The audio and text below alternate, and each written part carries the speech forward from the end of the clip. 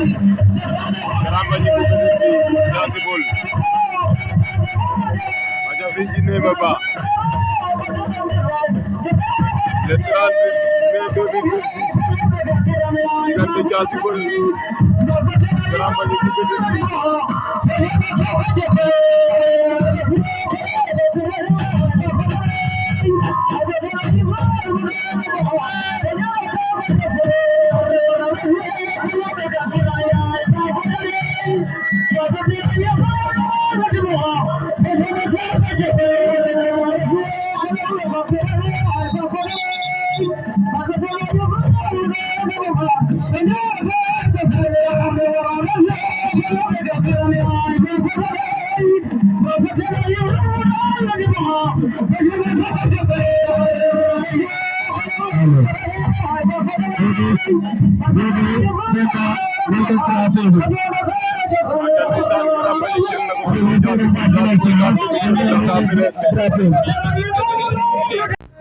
Abonné Mbouloum TV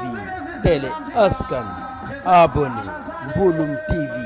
télé askan abonné Mbouloum TV télé askan abonné Mbouloum TV